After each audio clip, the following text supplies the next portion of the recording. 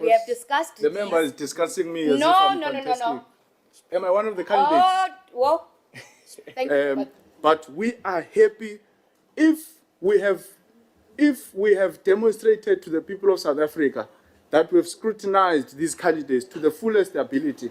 I don't know why people have a problem with us asking candidates questions that are related to their CVs. Because these CVs were not the ones who wrote them. The candidates are the ones who wrote CVs and submitted the CVs to Parliament. So how can a member of Parliament then say, you are not supposed to ask a candidate about their CV? But they wrote this thing to us. Okay, thank you, Honourable Lonzi. No, I must make this point, Chair, because you've allowed other members to speak. They've mentioned our names, and you didn't want us to disrupt you when they were speaking. So we have to respond to those things because it's going to create a very wrong impression to the public. So I don't know why people will say you can't ask about a CV. If someone comes here and says, I've got 10 years experience. Now, as members of Parliament at this level, we must just accept that this person has 10 years experience because they wrote it on their CV that they have 10 years experience. We ought to ask them to say, but my man, how do you have 10 years experience? Because this contradicts another aspect in your particular CV. By the way, Chair, we even got to reveal something, leave the other investigations and the whistleblowers. Through that scrutinization of the CV, the candidate admits and says there was a typo.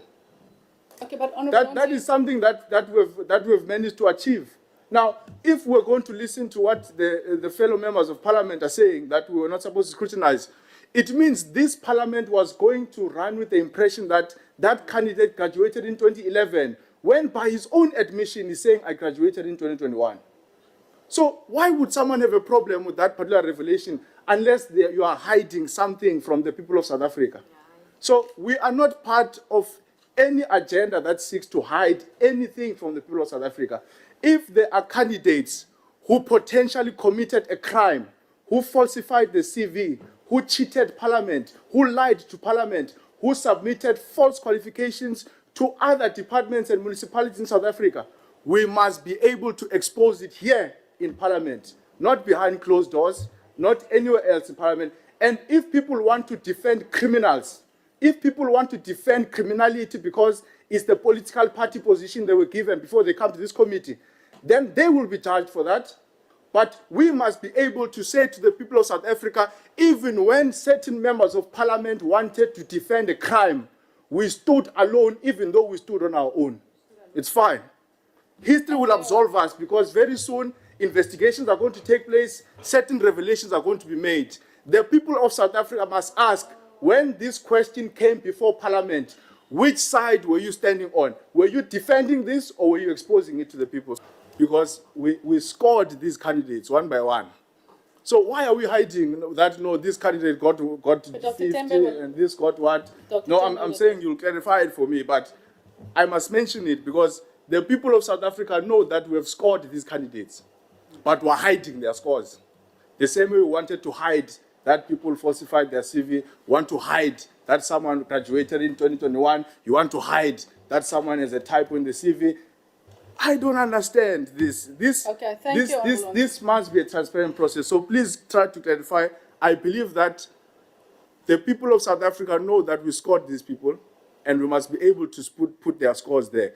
And that will be the truest report to Parliament. Because when you give President Cyril Ramaphosa and Parliament, you must be able to say, this is what we have scored these people. Because now, it just creates an impression that we just got a list of names from nowhere and we don't know where we got them. And then the last point I want to make, Chair, I know people are getting touched because they were sent to come and defend wrong things.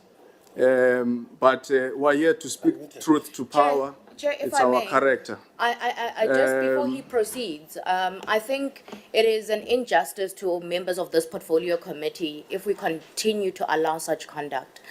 We respect you as the chairperson of this portfolio committee, and I think that should apply to all members in this particular portfolio committee. You have requested for him to conclude multiple times, and he clearly is not going to take that instruction. But I think this then sets a very negative and wrong precedence, Can you and chair please cannot round be up, allowed. Honourable Lonzi, because I want Dr. Tembe to Yeah. guide us in terms of No. the issue of the scores. Oh, I know I Not to will be conclude, allowed Chair. for Thank you, electioneering. Okay, please, No, thank we're not You here see, to Chair, Thank you so much. Can I hand when over you to are- Honourable Mabel? when you are sent to come and defend the wrong things in Parliament, Okay, but also, Honourable Megan, he's rounding up. I then I'll give understand over to you. the fire shame. The member was sent to defend wrong things. Thank you, So Honourable I'm Lonzi. very patient. He must indicate I was So sent by who.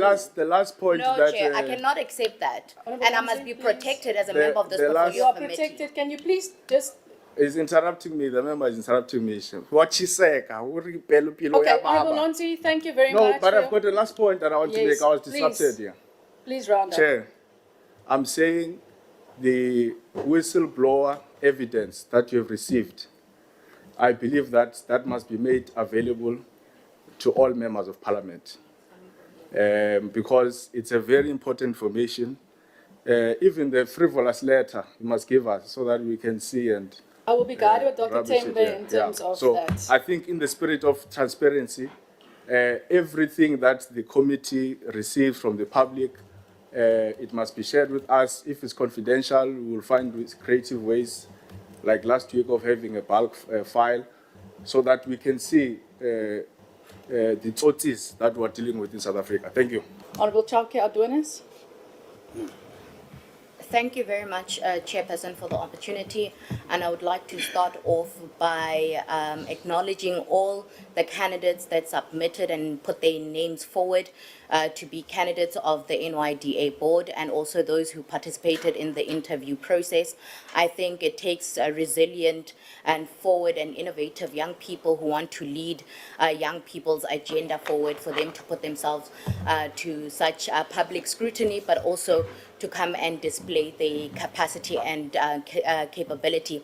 Also taking an appreciation of the demographic groups that are represented. For me, looking at the historical board members or the boards of the NYDA, where we did not previously have the LGBTQA plus and persons with disabilities, it was really encouraging to see this representation as well. And we shall encourage more young people to continue to participate in this process to drive the youth development policy and agenda forward. Chairperson, on my side, I think one would want to appreciate the list that has been articulated. And I think this shows very competent and capable young people who would be able to deliver on the mandate of the NYDA. And I think we have followed quite a diligent process, but taking into consideration that there are levels of bringing, or there are levels that seek to bring this process to disrepute. And I think we must caution against it. And I repeat, Chairperson, that the conduct of Honourable Lonzi is absolutely inappropriate. It cannot be continuously accepted. And I understand that it is his freedom of speech, but we cannot be subjected to this level of abuse, number one. We cannot allow for this portfolio committee to be undermined, the processes that we take resolutions and adopt to be undermined by a portfolio committee member who was parachuted into this portfolio committee at the 11th hour in order for him to disrupt the process and undermine this process. Yes, we appreciate that he highlighted key issues that the portfolio committee needed to look into, but it does not mean we must undermine the entire process. Chairperson, also taking into consideration that the fact that Honourable Lonzi, yes, did mention we took a resolution that we would be reading out codes of candidates when we are scoring them. So we must not be blind to the reality that Honourable Lonzi went and read the name of the candidate, which goes against the resolution that was taken by this portfolio committee. So it's not that he did not infringe on the resolutions. He did that, and also on the rights of that particular candidate. Had it been any other candidate, we would have stood up the same way we're standing. We're not standing up for any particular candidate. We're standing for the rights of young people and South Africans. Additionally to that, Honourable Lonzi indicated that I have been sent, and I would like for him to perhaps indicate who I've been sent by. But one thing we shall not tolerate, and one will not tolerate, is such conduct coming from this young honorable member. Yes, we understand he is electioneering. We know that he is campaigning currently, and he needs to be in good books with his president. But he must not do it at the expense of this portfolio committee and this process, and at the expense of young people. We must not undermine this process. Additionally, Chairperson, we did bring it forward to the portfolio committee on the issue of the age. And we were advised, before Honorable Lonzi came, Honorable Lonzi must not think some of these things he's the first to bring them up. No. Am We I have one of the discussed them. candidates here, Chair? We have discussed The these. member is discussing me as if No. I'm contesting. Am I one of the candidates? Well, thank you very much, Chairperson.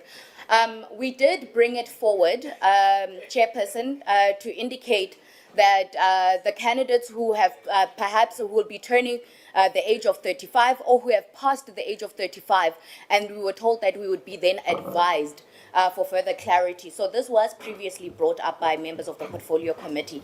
Additionally, we were advised by the content advisor and the research team in terms of the findings from HR and also the inability to verify some of the qualifications. So members of this portfolio committee were aware of that, and we had taken a resolution, even with other findings, to say that these shortlisted candidates will proceed because of the legal opinion we had been given to say that qualifications are not the premise or the primary focus of candidates being shortlisted or being put into the list, but we look at the holistic capacity and capability prescribed in the legislation. So we must be very mindful. And lastly, Chairperson, in terms of the accusations that are being made, I think we must not create a scenario or a scene where we discourage young people from participating in such processes. Yes, we understand that we want competent, capable, and ethical young people to lead the NYDA board, and we do appreciate Honorable Lonzi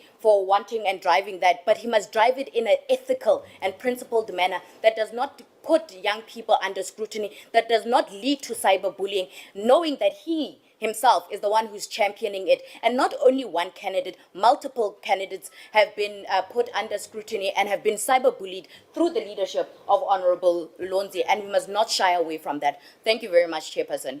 Thank you so much, Honorable Chauke Adwene.